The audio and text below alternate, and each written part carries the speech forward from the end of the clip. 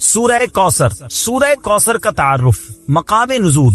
علامہ علی بن محمد خازن رحمت اللہ تعالی علیہ فرماتے ہیں سورہ کوثر جمہور مفسرین کے نزدیک مکیہ ہے اور بعض مفسرین کے نزدیک مدنیہ ہے۔ آیات، کلمات اور حروف کی تعداد، اس صورت میں 1 رکوع، 3 آیتیں، 10 کلمے اور 42 حروف ہیں۔ کوثر نام رکھنے کی وجہ، کوثر سے دنیا اور آخرت کی بے شمار خوبیاں مراد ہیں اور جنت کی ایک نہر کا نام بھی کوثر ہے۔ اس سورت کی پہلی آیت میں یہ لفظ موجود ہے، اس مناسبت سے اسے سورہ کوثر کہتے ہیں۔ سورہ کوثر کے مضامین، اس سورت کا مرکزی مضمون یہ ہے کہ اس میں اللہ تعالیٰ نے اپنے حبیب صلی اللہ تعالی علیہ وآلہ وسلم کی مدحت بیان فرمائی ہے اور اس میں یہ مضامین بیان ہوئے ہیں۔ نمبر 1، اس کی پہلی آیت میں اللہ تعالیٰ کے اس فضل و احسان کا بیان ہے جو اس نے اپنے حبیب صلی اللہ تعالی علیہ وسلم پر فرمایا۔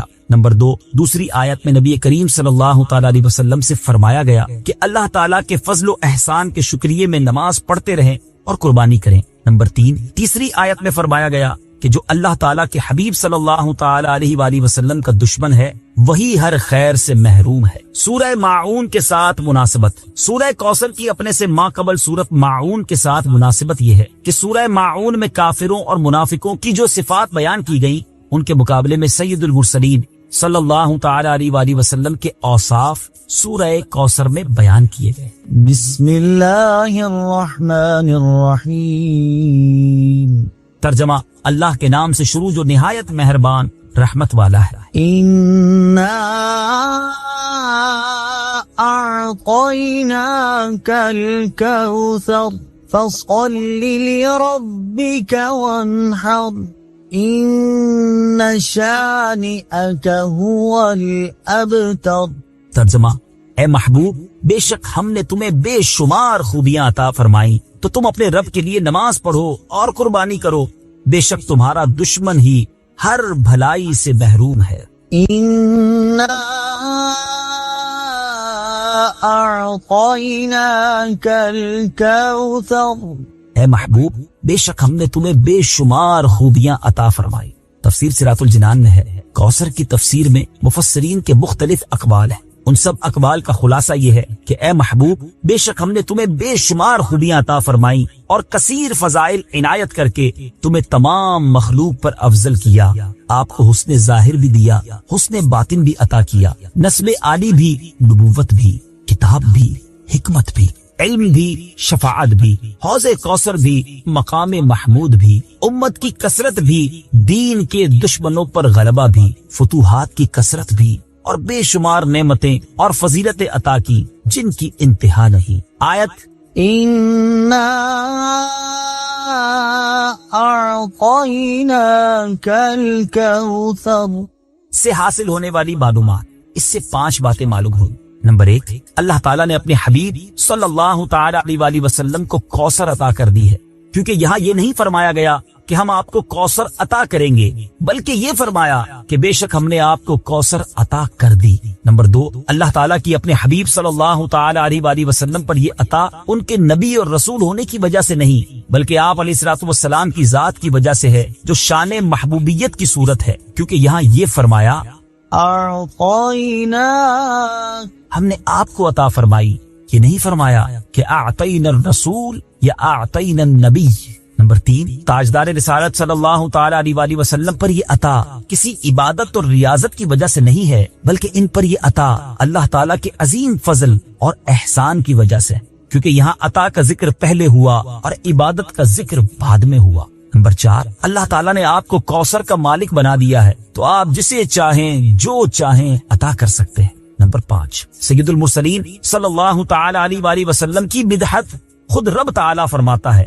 اعلیٰ حضرت امام احمد رضا خان علیہ الرحمت الرحمان فرماتے ہیں انا اعطیناک الکوثر، ساری کثرت پاتے یہ ہیں، ٹھنڈا ٹھنڈا، میٹھا میٹھا، پیتے ہم ہیں، پلاتے یہ ہیں۔ اور ایک اور جگہ فرماتے ہیں نا، اے رضا خود صاحب قرآن ہے، مداح حضور، تجھ سے کب ممکن ہے پھر مدحت رسول اللہ کی۔ فَصَلِّ لِرَبِّكَ وَانْحَرْ، تو تم اپنے رب کے لیے نماز پڑھو اور قربانی کرو۔ تفسیر صراط الجنان میں ہے، یعنی اے حبیب صلی اللہ تعالی علیہ وآلہ وسلم، اللہ تعالیٰ نے آپ کو دونوں جہاں کی بے شمار بھلائیاں عطا کی ہیں اور آپ کو وہ خاص رتبہ عطا کیا ہے جو آپ کے علاوہ کسی اور کو عطا نہیں کیا۔ تو آپ اپنے اس رب عز و جل کے لیے نماز پڑھتے رہیں جس نے آپ صلی اللہ تعالی علیہ وآلہ وسلم کو کوثر عطا کر کے عزت و شرافت دی، تاکہ بتوں کے پجاری ذلیل ہوں اور بتوں کے نام پر ذبح کرنے والوں کی مخالفت کرتے ہوئے اپنے رب عز و جل کے لیے اور اس کے نام پر قربانی کرے۔ اس آیت کی تفسیر میں ایک قول یہ بھی ہے کہ نماز سے نماز عید مراد ہے۔ إن شانئك هو الأبتر، بے شک تمہارا دشمن ہی ہر بھلائی سے محروم ہے۔ تفسیر صراط الجنان میں ہے۔ شان نزول، جب سید المرسلین صلی اللہ تعالی علیہ وآلہ وسلم کے فرزند حضرت قاسم کا وصال ہوا تو کفار نے آپ کو ابتر یعنی نسل ختم ہو جانے والا کہا، اور یہ کہا کہ اب ان کی نسل نہیں رہی ہے، ان کے بعد اب ان کا ذکر بھی نہ رہے گا اور یہ سب چرچا ختم ہو جائے گا۔ اس پر یہ سورہ کریمہ نازل ہوئی اور اللہ تعالیٰ نے ان کفار کا بالغ رد فرمایا، اور اس آیت میں ارشاد فرمایا کہ اے حبیب صلی اللہ تعالی علیہ وآلہ وسلم، بے شک تمہارا دشمن ہی ہر بھلائی سے محروم ہے، نہ کہ آپ، کیونکہ آپ کا سلسلہ قیامت تک جاری رہے گا، آپ کی اولاد میں بھی کثرت ہوگی اور آپ کی پیروی کرنے والوں سے دنیا بھر جائے گی۔ آپ کا ذکر ممبروں پر بلند ہوگا، قیامت تک پیدا ہونے والے عالم اور واعظ اللہ تعالیٰ کے ذکر کے ساتھ آپ کا ذکر کرتے رہیں گے، اور آخرت میں آپ کے لیے وہ کچھ ہے جس کا کوئی وصف بیان ہی نہیں کر سکتا۔ تو جس کی یہ شان ہے وہ ابتر کہاں ہوا، بے نام و نشان اور ہر بھلائی سے محروم تو آپ کے دشمن ہیں۔ اعلیٰ حضرت امام احمد رضا خان رحمت اللہ تعالی علیہ اس سورت کی تفسیر بیان کرتے ہوئے فرماتے ہیں، عاص بن وائل شقی نے جو صاحبزادہ سید المرسلین صلی اللہ تعالی علیہ وآلہ وسلم کے انتقال پرملال پر حضور کو ابتر یعنی نسل بریدہ کہا، حق تعالی نے فرمایا إنا أعطيناك الكوثر، بے شک ہم نے تمہیں خیر کثیر عطا فرمائی، کہ اولاد سے نام چلنے کو تمہاری رفعت ذکر سے کیا نسبت، کروڑوں صاحب اولاد گزرے جن کا نام تک کوئی نہیں جانتا، اور تمہاری ثنا کا ڈنکا تو قیامت تک اکناف عالم اور اطراف جہاں میں بجے گا، اور تمہارے نام نامی کا خطبہ ہمیشہ ہمیشہ اطباق فلک آفاق زمین میں پڑھا جائے گا۔ پھر اولاد بھی تمہیں وہ نفیس و طیب عطا ہوگی جن کی بقا سے بقائے عالم مربوط رہے گی۔ اس کے سوا تمام مسلمان تمہارے بال بچے ہیں، اور تم سب مہربان ان کے لیے کوئی نہیں، بلکہ حقیقت کار کو نظر کیجئے تو تمام عالم تمہاری اولاد مانوی ہے، کہ تم نہ ہوتے تو کچھ بھی نہ ہوتا، اور تمہارے ہی نور سے سب کی آفرینش ہوئی۔ اسی لیے جب ابو البشر آدم تمہیں یاد کرتے تو یوں کہتے، یا ابنی صورتن و ابایا معنن، اے ظاہر میں میرے بیٹے اور حقیقت میں میرے باپ۔ پھر آخرت میں جو تمہیں ملنا ہے اس کا حال تو خدا ہی جانے، جب اس کی یہ عنایت بے غایت تم پر مبذول ہو تو تم ان اشقیاء کی زبان درازی پر کیوں ملول ہو، بلکہ فصل لربك وانحر، رب کے شکرانے میں اس کے لیے نماز پڑھو اور قربانی کرو۔ إن شانئك هو الأبتر، جو تمہارا دشمن ہے وہی نسل بریدہ ہے، کہ جن بیٹوں پر اسے ناز ہے یعنی عمرو و حشام رضی اللہ تعالی عنہما، وہی اس کے دشمن ہو جائیں گے، اور تمہارے دین حق میں آ کر بوجہ اختلاف دین اس کی نسل سے جدا ہو کر تمہارے دینی بیٹوں میں شمار کیے جائیں گے۔ پھر آدمی بے نسل ہوتا تو یہی صحیح کے نام نہ چلتا، اس سے نام بد کا باقی رہنا 1000 درجے بدتر ہے۔ تمہارے دشمن کا ناپاک نام ہمیشہ بدی و نفرین کے ساتھ لیا جائے گا، اور روز قیامت ان گستاخیوں کی پوری سزا پائے گا۔ والعیاذ باللہ تعالی۔ اس سے معلوم ہوا کہ حضور پرنور صلی اللہ تعالی علیہ وآلہ وسلم کا اللہ تعالیٰ کی بارگاہ میں مقام اتنا بلند ہے کہ ان کے گستاخ کو اس کی گستاخی کا جواب خود رب تعالیٰ دے۔ درود پاک پڑھنے کے بے شمار فضائل و برکات ہیں، اور درود پاک کے فضائل میں واقعات بھی بڑے کمال کے ملتے ہیں۔ درود پاک کے اوپر ایک بڑی مشہور و معروف ورلڈ فیمس بک ہے دلائل الخیرات شریف، اور یہ بڑی مبارک کتاب ہے۔ جنہوں نے لکھی وہ بھی بڑی مبارک ہستی ہیں، حضرت سلیمان جزولی رحمت اللہ تعالی علیہ۔ اور اس کتاب کے جو بلیسنگز ہیں، اس کی جو برکتیں ہیں، پڑھنے والوں کو جو جو ملا اور ملتا جا رہا ہے، اس کا کمال ہی اور ہے۔ ایک بڑا ایمان افروز واقعہ ہے، اور یہ امیر اہل سنت کو جو دعوت اسلامی کے فاؤنڈر ہیں مولانا الیاس قادری صاحب، ان کو کسی نے سنایا تھا۔ کتیانا جوناگڑھ اسٹیٹ، یہ انڈیا کے جس وقت پاک و ہند ساتھ تھا اس زمانے کا یہ واقعہ ہے، کہ اس میں ایک بڑا زبردست عاشق رسول رہتا تھا، اور وہ درود پاک بہت پڑھتا تھا، اس کو پوری دلائل الخیرات شریف زبانی یاد تھی، اور وہ کیا کرتا تھا، وہ سنگ تراشتا، وہ پتھروں کو تراشتا تھا، سٹون کا کام تھا، وہ ایک پتھر تراشتا تھا تو دلائل الخیرات شریف کا ایک باب پورا پڑھ لیا کرتا تھا، اتنا اس کا دلائل الخیرات شریف کا ورد تھا۔ اس عاشق رسول کی قسمت جاگ اٹھی، ایک بار وہ رات کو سویا تو خواب میں نبی پاک علیہ الصلوۃ والسلام کی زیارت نصیب ہوئی، اور پیارے آقا علیہ الصلوۃ والسلام نے گنبد خضرا کے ساتھ جو مینار تھا، اس مینار کا ایک پتھر جو تھا، ایک کنگرا جو تھا، وہ شکستہ تھا، ٹوٹا ہوا، تو نبی پاک علیہ الصلوۃ والسلام نے فرمایا دیوانے یہ دیکھو ہمارے نور بار مینار کا جو سٹون ہے، جو کنگرا ہے، وہ شکستہ ہو گیا ہے، ہمارے مدینے آؤ اور آ کر اس کو بنا دو۔ اب یہ آنکھ تو کھل گئی، یہ حیران ہو گیا کہ میں انڈیا کے گاؤں میں رہنے والا، مدینہ کہاں، نہ پیسے نہ پاسپورٹ نہ کوئی رقم، اور مجھے مدینے بلایا جا رہا ہے۔ لیکن عشق نے ڈھارس بندھائی کہ جب بلایا آقا نے خود ہی انتظام ہو گئے۔ اس زمانے میں پانی کے جہاز جایا کرتے تھے، شپ جایا کرتے تھے، تو وہ شخص جو ہے وہ اپنا سامان اٹھایا اور پور بندر کی بندرگاہ تھی جہاں سے جہاز جاتے تھے، تو وہ بندرگاہ پہنچ گیا۔ اب وہاں یہ ہوا کہ سارے جو حاجی یا سفر پر جانے والے تھے وہ سب جہاز میں بیٹھ گئے، اور جہاز آپ پتا ہوگا بڑا جہاز جو تھوڑا سا آگے چلا جاتا ہے، چھوٹی کشتی سے بعض اوقات شفٹ کیا جاتا ہے، تو جہاز اسٹارٹ ہی نہیں ہو رہا تھا، اسٹارٹ کرتے اسٹارٹ نہ ہوتا، اسٹارٹ کرتے اسٹارٹ نہ ہوتا، تو جہاز میں سے کسی نے دیکھا کہ ایک حاجی جو ہے یا یہ ایک مدینے جانے والا لگتا ہے رہ گیا ہے۔ کسی نے کہا بھائی بندرگاہ پہ ایک بندہ کھڑا ہے، وہ رہ گیا ہے۔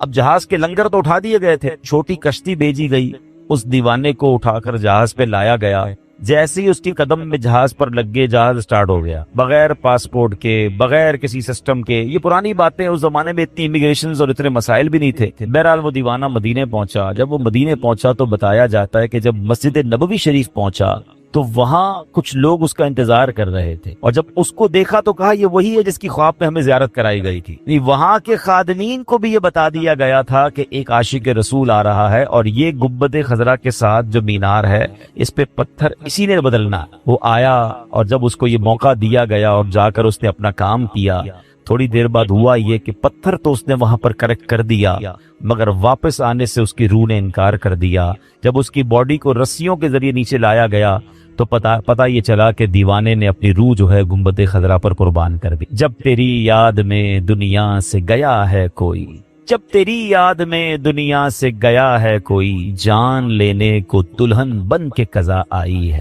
مدینہ جو ہے نا، یہ تھوڑی دیر پہلے جو نعت پڑھی جا رہی تھی، کیا بتاؤں کہ کیا مدینہ ہے، بس میرا مدعا مدینہ ہے۔ Medina is not an ordinary place, یہ رازوں کی سرزمین ہے۔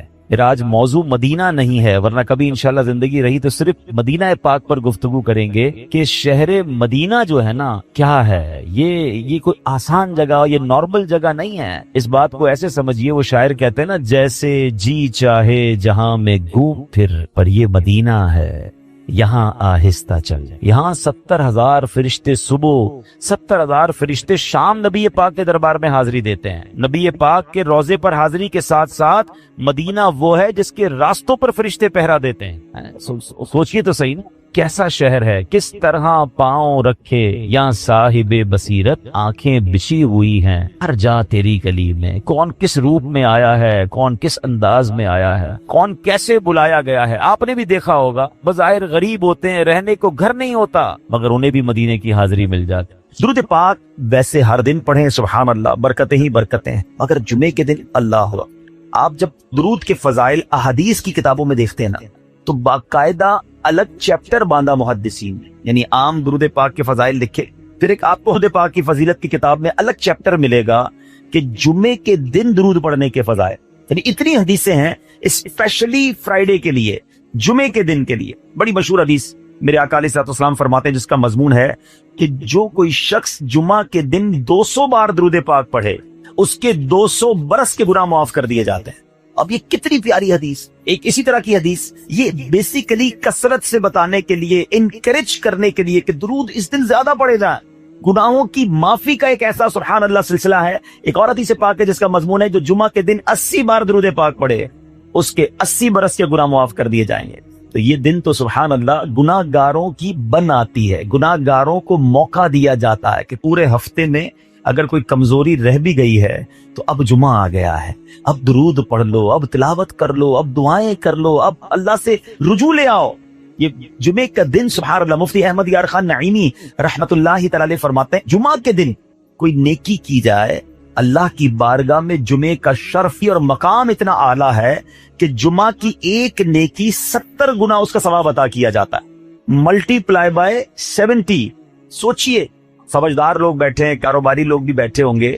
ہمارے یہاں نارملی سپر اسٹور پہ یا کسی جگہ پر مارکیٹس وغیرہ میں اسکیم لگتی ہے، 25% discount, 50% discount, buy 1 get 1 free, ایک خریدو دوسرا فری۔ لوگ گرمیوں کی چیزیں سردیوں میں خرید لیتے ہیں، ارے بھائی ابھی تو گرمیاں، ابھی سے جیکٹ خرید دی ہے یار، سستا مل رہا تھا، ایک ویک فری مل رہا تھا، سردیوں میں کام تو آئے گا نا، چلو لے لو بھائی۔ سردیوں میں گرمیوں کی چیزیں خرید رہے ہوتے ہیں، کیوں؟ سستا۔ ہم دنیا کے نفع کے لیے، دنیا کے بینیفٹ کے لیے ٹریول بھی کرتے ہیں، جا کر خرچ بھی کرتے ہیں۔ مجھے اچھی طرح یاد ہے افریقہ کے غالباً ایک ملک میں تھا، تو بارڈرز ملے ہوئے ہوتے ہیں، ہم بارڈر ہم نے کراس کیا، ایک ملک کا جیسی بارڈر کراس کیا، بارڈر کراس کرتے ہی ایک بہت بڑا ویرانہ تھا لیکن بہت بڑا شاپنگ مال بنا ہوا اور گاڑیوں کی قطاریں۔ میں نے اسلامی بھائی سے پوچھا اس ویرانے میں اتنا بڑا شاپنگ مال اور اتنی گاڑیاں؟ تو انہوں نے وجہ بتائی، کیا بتائی؟ کہتے ہیں جس ملک کے بارڈر کے ساتھ یہ سٹور ہے نا، اس ملک میں ٹیکس ہے، یہ ملک ٹیکس فری ہے۔ اچھا، اس ملک نے اپنے بزنس کو چلانے کے لیے اپنے ملک کے اندر مال بنے ہوں گے، ایک اسپیشل مال یہاں بنا دیا تاکہ اس ملک والے سفر کر کے آئیں اور پورے مہینے کا سامان اس سٹور سے لے کے واپس چلے جائیں، صرف ٹیکس بچانے کے لیے ایک مہینے کا سامان۔ اچھا، گاڑیوں کی لائنیں۔ اب بتاؤ یار، ہم دنیا کمانے کے لیے، سفر کرنے کے لیے تیار ہیں، نفع کمانے کے لیے وقت دینے کے لیے تیار ہیں۔ ہر جمعے اسکیم اناؤنس ہے، ایک نیکی کرو 70 گنا ثواب کماؤ گے۔ بتاؤ کیا ذہن ہونا چاہیے کہ یار بس جمعے کا دن تو قرآن پڑھوں گا، درود پڑھوں گا، صدقہ کروں گا۔ سبحان اللہ، ڈھونڈ کے ہمارے صحابہ علیہ رضوان ڈھونڈ کے نیک اعمال کرتے تھے کہ یہ بھی عمل کر لوں، یہ بھی کر لوں، اور جمعے کے دن اسپیشلی۔ تو اللہ کرے ذہن میں یہ بات بیٹھ جائے کہ میں نے جمعے کو زیادہ نیکیاں کرنی ہیں۔ اچھا، اب اس پہ میں ایک اور مشورہ دیتا ہوں۔ مثال کے طور پہ آپ نے ذہن بنایا ہوا ہے کہ یار پیر والے دن جو ہے نا، میں نے کسی مریض کی عیادت، رشتہ دار ہے وہاں جانا ہے، یا میں نے جناب سیٹرڈے یا سنڈے کوئی صدقہ خیرات کرنا ہے، کسی کی ہیلپ کرنی ہے۔ آپ نے کوئی نیکی پلان کی ہوئی ہے ہفتہ اتوار پیر منگل میں، تو کوشش کر کے اس کو جلدی کریں اور فرائیڈے میں کر لیں۔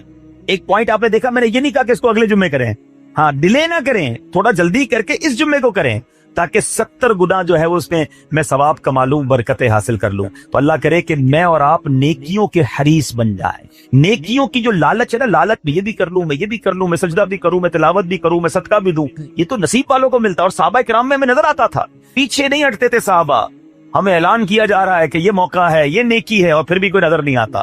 اللہ کرے کہ یہ جذبہ، کیونکہ یاد رکھو جس طرح کاروباری لوگ کہتے ہیں نا سیزن ہے نیکیاں کر لو، بالکل اسی طرح جب تک میری اور آپ کی سانسیں باقی ہیں نا، نیکیوں کا سیزن جاری ہے۔ جتنی نیکیاں کمانی ہے کما لو، یہ مائنڈ سیٹ بنا لو کہ یار پتہ نہیں کب مر جاؤں، اور نیکی اور نیکی۔ جس طرح پیسے کمانے کا ذہن ہوتا ہے نا، اللہ کرے اس سے زیادہ میرا اور آپ کا نیکیاں کمانے کا ذہن ہو جائے، یار تھوڑی اور نیکی کما، تھوڑی اور۔ مثال کے طور پہ آپ کہیں جا رہے ہیں، کسی نے کہا ذرا بیٹھیے 10 منٹ بعد وہ بھائی آئیں گے۔ اب ہم 10 منٹ کس طرح گزارتے ہیں؟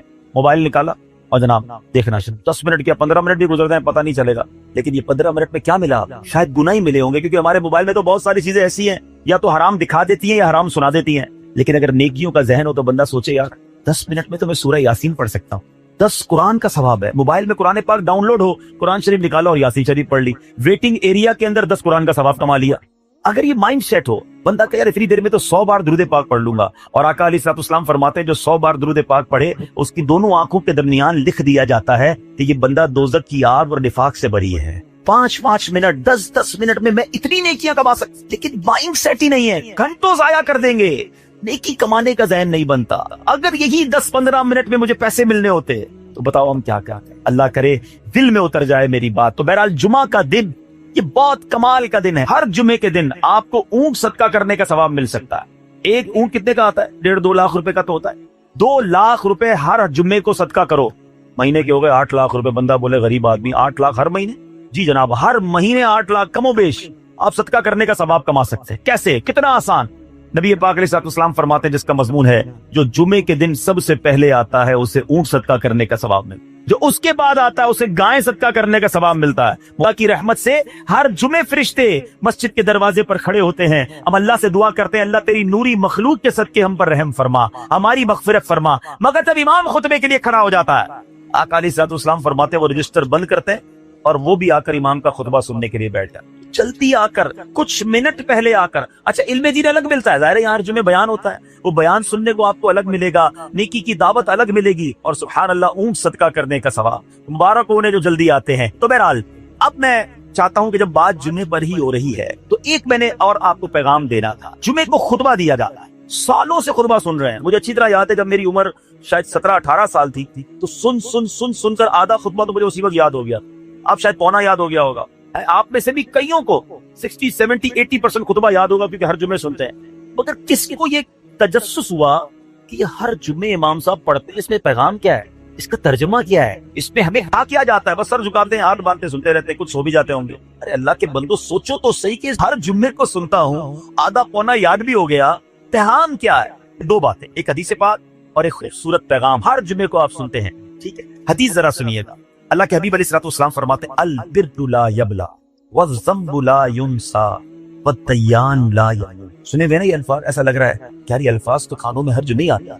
آگے فرمایا اعمل ما شئت کما تدین تدان. یہ حدیثی. اس کے بعد قرآن کی ایک آیت تلاوت ہوتی ہے فمن یعمل مثقال ذرۃ خیرا ومن یعمل مثقال ذرۃ شرا یرہ. یہ کانوں نے کئی بار، کہوں کہ سینکڑوں بار سنے ہیں. دل ہلا دینے والا پیغام، بڑا سمجھانے والی بات ہے اس حدیث میں. البر لا یبلا. میرے آقا فرماتے ہیں نیکی پرانی نہیں ہوتی، کرتے جایا کرو. یہ نیکی تمہارے اکاؤنٹ میں جمع ہو رہی ہے. میں اور آپ بھول جائیں گے، میرا رب نہیں بھولتا. اس کے خزانے بڑے ہیں. جہاں نیکی پرانی نہیں ہوتی نا، اگلا جملہ سنو والذنب لا ینسا. گناہ بلایا نہیں جاتا. میں اور آپ بھول گئے. افسوس کے ہے، عجیب کہانی ہے. یہ تو ایک عجب الگ ٹاپک ہے کہ آج جس سے ملاقات کرو اس کو 15 سال 20 سال 25 سال پرانی نیکیاں یاد ہیں. لوگ ملتے ہیں کہتے ہیں 1990 میں حج کیا تھا، 95 میں عمرہ کیا، 2002 میں فلاں مسجد بنائی. آپ کی دعوت اسلامی کے قافلے میں بھی 2005 میں گیا تھا. ساری نیکیاں 15 20 سال پرانی یاد ہے. گناہ کل جھوٹ بولا تھا یاد ہے، کل رات کو بدنگاہی ہو گئی تھی وہ یاد ہے، پرسوں غیبت کی تھی وہ یاد ہے. سالوں تو چھوڑو، ہم گھنٹے پہلے کا گناہ بھول جاتے ہیں. مگر حدیث ڈرا رہی ہے، سمجھا رہی ہے کہ دیکھو والذنب لا ینسا. گناہ بھلایا نہیں جاتا. تم بھول گئے ہو، کہیں لکھا ہوا ہے، جواب دینا. اور آگے فرمایا والدیان لا یموت. فرمایا کہ جو فیصلہ کرنے والا ہے اس سے موت نہیں آتی. اللہ کو موت نہیں آنی، میں اور آپ مر جائیں گے. جس نے ڈیسیشن لینا ہے، جس نے فیصلہ کرنا ہے، اس سے موت نہیں آئی. پھر آگے فرمایا اعمل ما شئت کما تدین تدان. کر لے جو کرنا ہے، جیسی کرے گا.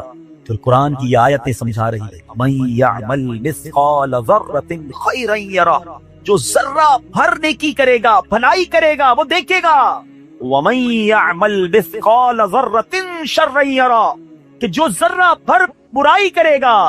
اتنا شاندار جمعے کا پیغام ہر جمعے خطبے میں دیا جاتا ہے. اللہ کرے یہ دل کی گہرائیوں میں اتر جائے. دروازہ بند کر کے، اندھیرا کر کے، اکیلے میں گناہ کرنے والا سوچے کہ ٹھیک ہے دنیا میں کوئی نہیں دیکھ رہا مگر میرا رب دیکھ رہا ہے. مجھے اس ذرہ بھر گناہ کا بھی جواب دینا پڑے گا. لوگ کہتے ہیں چھوٹی سی بات ہے یار، چھوٹا سا گناہ ہے، ٹھیک ہے چلتا ہے، سبھی تو کرتے ہیں. نہیں جناب، وہ نقطہ نواز ہے. وہ معاف کرنے پہ آئے تو 100 بندوں کے قاتل کو معاف کر دے، اور وہ پکڑنے پہ آئے تو ایک نقطے پر پکڑ. ہمیں ڈرنا ہوگا، ہمیں خوف اپنے دل میں طاری کرنا ہوگا، کیونکہ یہ گناہ میری آخرت میں میری پکڑ کا سبب بن سکتا. بالکل اسی طرح چھوٹی چھوٹی نیکیاں سمجھ کے چھوڑ دیتے ہیں. یار سنت غیر موقدہ ہی ہے نا، نفل ہی تو ہے نا، سنت ہی تو ہے نا، ٹھیک ہے درود پڑھنا چاہیے، نہیں پڑھا تو کوئی بات نہیں. ارے یار کون اجتماع میں جائے، کون درس میں بیٹھے، صدقہ دینا کوئی واجب تو نہیں، زکات تو پوری دیتا ہوں. چھوٹی چھوٹی نیکیاں سمجھ کر چھوڑتے ہو. ارے وہ تو کتے کو پانی پلانے والے کو سبب اس سبب سے بخش دیا کرتا، راستے سے پتھر ہٹانے والے کو بخش دیا کرتا ہے. فرمایا البر لا یبلا. نیکی پرانی نہیں ہوگی، کرتے جایا کرو. اللہ کرے کہ یہ ذہن بن جائے کہ بس میں زیادہ سے زیادہ نیکی کروں، تو لوگوں کے دلوں میں خوشی داخل کروں، مسلمانوں کی خیرداری. اس ایک ہی حدیث پر، ان آیتوں پر میں مزید بھی بہت بات کر سکتا ہوں، لیکن میں نے اشارہ دیا کہ ضرور اس پر توجہ. اور ایک شاندار پیغام ہر جمعے میں ہم سنتے ہیں. کیا شاندار پیغام! وہ پیغام ہے الا لا ایمان لمن لا. یاد ہے سب جمعے میں سنتے ہو نا؟ اور 3 بار کہتے ہیں امام صاحب الا لا ایمان لمن لا محبت لا. الا لا ایمان لمن لا محبت. کبھی تو امام صاحب کو روکتے حضور یہ ہر جمعے کو پڑھتے بتایا تو اس میں ہے کیا؟ نہیں ہمیں کیا ضرورت ہے، بس جمعہ ہو گیا بس ٹھیک ہے، ٹائم پورا ہو گیا، فرض پورا ہو گیا. ارے اللہ کے بندو سمجھو تو صحیح اس میں میسج کیا ہے. اللہ اکبر. سنو اس کا مطلب کیا ہے، سنو الا لا ایمان لمن لا محبت لا. سن لو उसका ईमान नहीं जिसके दिल में नबी पाक से मोहब्बत। ईमान ही नहीं है। अरे जिस दिल में नबी पाक से मोहब्बत नहीं, उसका ईमान ही नहीं है। आला हजरत इमाम अहले सुन्नत ऐसे ही नहीं लिखते कि अल्लाह की सरताबा कदम शान है ये, इंसान नहीं इंसान, वो इंसान है ये। कुरान तो ईमान बताता है इन्हें, और ईमान ये कहता है मेरी जान है ये। ईमान कंप्लीट ही नहीं होता नबी पाक अलैहिस्सलाम से मोहब्बत के बगैर। और ये बात ऐसा लगता है अनफॉर्चुनेटली कि गैर मुस्लिम जानते हैं, तभी तो वो साजिशें करते हैं। उन्हें पता है, आप बताएं दुनिया के किस मुल्क में नमाज रोकी जाती है? नहीं रोकी जाती। मस्जिदों की तामीर हो रही होती है, तिलावत कुरान हो रही होती है, कोई नहीं रोकता, कुरान छप रहे हैं। लेकिन बार बार अगर हमला होता है, बार बार अगर अटैक होता है, तो इसलिए होता है कि इन मुसलमानों के दिलों से इनके नबी की मोहब्बत को निकली। इन मुसलमानों के दिलों में अगर ये मोहब्बत रसूल रह गई तो ये फिर भी दोबारा आकर यकजा हो जाएंगे, एक हो जाएंगे, नेक हो जाएंगे। किसी तरह दिल से मोहब्बत रसूल सल्लल्लाहु अलैहि वसल्लम निकाली जाए, और इसी वजह से ये सारी साजिशें की जाती हैं। माअल्लाह नबी पाक अलैहिस्सलातु वस्सलाम की गुस्ताखियां की जाती हैं, ताकि चेक किया जाए इन पर असर भी पड़ता है कि नहीं, कोई ऊपर नीचे होता भी है कि नहीं, कि अपनी दुनिया में मगन है, इसको एहसास ही नहीं है।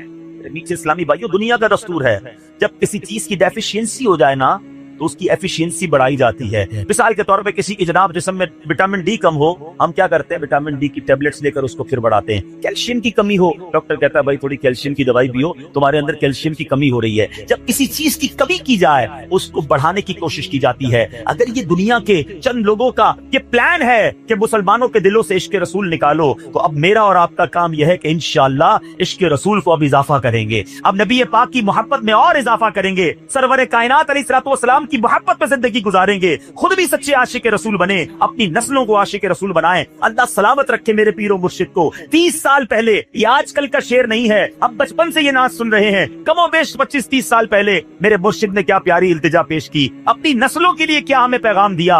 कहते मेरी आने वाली नस्लें तेरे इश्क ही में मचलें, मेरी आने वाली नस्लें तेरे इश्क ही में मचलें, उन्हें नेक तुम बनाना मदनी मदीने वाले। ये है पैगाम दावत इस्लामी का कि हम भी आशिक रसूल बने, किसी सूरत हमारे दिल से इश्क रसूल कम ना हो, और जनाब हमारी नस्लों में हम इश्क रसूल उतारें। तो मुझे और आपको इस डेफिशिएंसी को एफिशिएंसी में, इस पे इजाफे का एहतमाम करना होगा। अब आइए देखते तरीके क्या हैं, कैसे इश्क रसूल बढ़ेगा, कैसे दिलों में मोहब्बत रसूल बढ़ेगी। क्योंकि जुमे का ये ऐलान हर जुमे सुनते हो, अला ला ईमान लिमन ला मोहब्बत अला, वो ईमान ही कामिल नहीं है, वो ईमान ही कंप्लीट नहीं है जिस दिल में इश्क रसूल नहीं है। तो इश्क रसूल बढ़ेगा कैसे जनाब? तो दुनिया का बड़ा सिंपल फॉर्मूला है कि इश्क बगैर इताअत के कंप्लीट ही नहीं।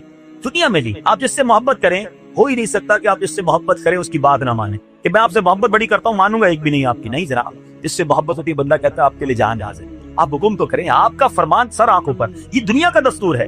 तो अगर आप वाकई नबी पाक से मोहब्बत करें या सच्चे आशिक रसूल बनना चाहते हैं, तो फिर फरमान रसूल पर अमल करना हो, नबी पाक के तरीके पर अमल करना होगा, इताअत रसूल करनी होगी, तभी आप सच्चे आशिक रसूल कहलाएंगे। ये हो नहीं सकता कि एक तरफ तो मैं नारा लगाऊं कि गुलामी रसूल में मौत भी कबूल है, दूसरी तरफ नबी पाक का तरीका कबूल ना हो, ना सच कबूल हो, ना मुसलमानों की खैर खाही कबूल हो, माअल्लाह, ना सुन्नतें कबूल हो, ना नमाज कबूल हो।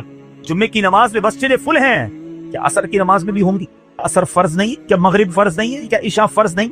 मेरे आका फरमाते हैं जुइलत कुर्रतु ऐनी फिस्सलाह, कि नमाज में मेरी आंखों की ठंडक। मैं जितने जुमले कहूंगा तकरीबन तमाम ही के मौजू पर नबी पाक की हदीस मौजूद है सल्लल्लाहु अलैहि वसल्लम। मिसाल के तौर पर आप बीमार हैं, शिफा चाहते हैं, दुरूद पाक पढ़िए। आप अपनी रोजी में बरकत चाहते हैं, दुरूद पाक पढ़िए। आप कर्जे में हैं और कर्जे से निकलना चाहते हैं, आप दुरूद पाक पढ़िए। आप दुनिया में जिल्लत और रुसवाई से बचकर इज्जत चाहते हैं, आप दुरूद पाक पढ़िए। आप टेंशन फ्री लाइफ चाहते हैं, कोई मुसीबत परेशानी में फंसू ना, आप दुरूद पाक पढ़िए। आप चाहते हैं कि मरते वक्त कलमा नसीब हो जाए, आप दुरूद पाक पढ़िए। आप चाहते हैं मरते वक्त नबी पाक अलैहिस्सलातु वस्सलाम का दीदार नसीब हो, और ऐसा दीदार नसीब हो कि कौनैन के वाली अपने हाथों से कब्र में उतारे, आप दुरूद पाक पढ़िए। आप कब्र में नबी पाक अलैहिस्सलातु वस्सलाम के जलवे चाहते हैं, आप दुरूद पाक पढ़िए। आप मुनकर नकीर के सवालात में साबित कदमी चाहते हैं, दुरूद पाक पढ़िए। सुनो, कब्र में नबी पाक नजर आए और उनकी पहचान चाहते हैं, तो दुरूद पाक पढ़िए। बरोज़ महशर जब सारी दुनिया उठेगी, आप नबी पाक के परचम तले उठना चाहते हैं, लिवाउल हम्द के साथ उठना चाहते हैं, आप दुरूद पाक पढ़िए। हौज़े कौसर पर बड़ा रश होगा, मगर नबी पाक के हाथों जामे कौसर चाहते हैं तो दुरूद पाक पढ़िए। आप पुल सिरात पर घबराते हुए नहीं, साबित कदमी से गुजरना चाहते हैं, आप दुरूद पाक पढ़िए। और सुनो, नबी पाक के साथ जन्नत में जाना चाहते हैं तो दुरूद पाक पढ़िए। मदीने जाना चाहते हैं, सरकार के रोजे पे जाना चाहते हैं, आप दुरूद पाक पढ़िए। और सुनो, मेरे आका का दीदार करना चाहते हैं, फिर भी दुरूद पाक पढ़िए। अब मैंने जितनी बातें बयान की हैं, अल्हम्दुलिल्लाह तकरीबन इन तमाम बातों के पीछे हदीस पाक मौजूद है। जिनका मुताला है वो समझ रहे होंगे कि तमाम बिशारतें, ये तमाम रिवॉर्ड्स, ये तमाम इनायतें मेरे आका अलैहिस्सलातु वस्सलाम ने अहादीस में बयान फरमा दी हैं। अब मुझे बताओ और क्या चाहिए। एक मुसलमान को अपनी जिंदगी, अपनी मौत, अपनी कब्र और अपने हशर के बारे में जो कुछ चाहिए मैंने सभी तो बयान कर दिया।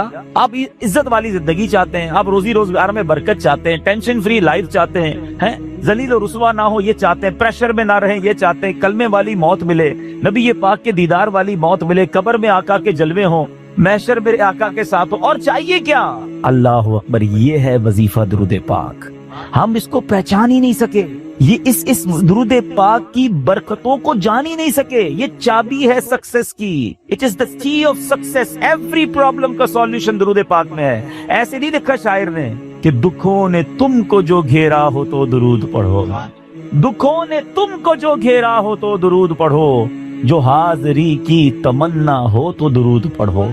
अल्लाह करे कि बस इसको रियलाइज कर जाएं और अब अपनी जिंदगी में दुरूद पाक को बिल्कुल शामिल, ऐसा शामिल करने। अच्छा, मैंने जितनी सारी बातें बताई ना, इन सारी बातों के लिए अलग अलग हदीस तो मौजूद है। मैं आपको अलग एक और खूबसूरत हदीस सुनाता हूँ जो इस बात को मजीद एलाबोरेट कर देगी। नबी पाक अलैहिस्सलाम की बारगाह में एक सहाबी आए, कहते हुजूर सल्लल्लाहु तआला अलैहि वसल्लम, मैं अपनी जरूरियात जिंदगी, खाना पीना सोना, अपने मामूलात के बाद अपनी लाइफ का 25%, 1/4 वक्त आप पर दुरूद पढ़ने में सर्व करूंगा। नबी पाक अलैहिस्सलाम ने फरमाया, बहुत अच्छी बात। हदीस का खुलासा है, थोड़ा बढ़ा लो तो और अच्छा है। कहते हुजूर 50% अपने वक्त को दुरूद पाक में सर्व करूंगा। फरमाया, बहुत अच्छी बात, लेकिन और बढ़ा लो तो अच्छा है। कहते हुजूर अब 75% दुरूद पाक में टाइम गुजारूंगा। फरमाया, और बढ़ा लो तो अच्छा है। कहते बस अब अपने जरूरियात के बाद हुजूर सारा दिन आप पर दुरूद पढ़ता रहूंगा। फरमाया, अगर ऐसा करोगे तो तुम्हारी सारी मुश्किलों के लिए काफी होगा, तुम्हारी तमाम जरूरियात के लिए काफी होगा। इट मीन्स ये सॉल्यूशन है। हम परेशान भी होते हैं फिर भी दुरूद नहीं पढ़ते, हम कर्जे में होते हैं दुरूद नहीं पढ़ते, हमारे कारोबार की प्रॉब्लम आ जाती है हम दुरूद नहीं पढ़ते, हम बीमार हो जाते हैं हम दुरूद नहीं पढ़ते, हालांकि सबका इलाज है। सुभान अल्लाह। तो अब आज इस खूबसूरत इज्तिमा में आए हैं, ये पहले रियलाइजेशन लेकर जाएं कि मैंने अब अपनी जिंदगी में दुरूद पाक को बिल्कुल ऐसा शामिल कर लेना है जैसे जिंदगी में बहुत सारी जरूरी जिंदगी की चीजें शामिल की है। पहले तो मोहब्बत के साथ दुरूद पाक पढ़ लें, सल्लु अलल हबीब सल्लल्लाहु तआला अला मुहम्मद सल्लल्लाहु अलैहि वसल्लम। अब मैं एक और जिहद की तरफ बात करना चाहता हूँ। फजीलत तो सुन ली, मजा भी बहुत आया, सुभान अल्लाह भी बड़ी जोर से निकला। दुरूद पाक कल से शामिल होगा या नहीं इसकी गारंटी नहीं है। अच्छा, हमने पहले भी कई बार फजीलतें सुनी है। दावत इस्लामी वाले तो जब बयान करते हैं पहले दुरूद पाक की फजीलत बयान करते हैं, और जब सुनते हैं माशाल्लाह मजा भी बहुत आता है, लेकिन 1-2 दिन बाद फिर वही पूरा दिन गुजर जाता है, दुरूद पाक शामिल नहीं होता। मैंने बहुत गौर किया, सच्ची बता रहा हूँ, मैं अपने लिए गौर किया कि यार बयान तो बड़े करता है, तेरी जिंदगी में कितने दुरूद हैं, कितने पढ़ता है रोज दुरूद पाक? दुनिया को कहता है रोज तेरे 100 दुरूद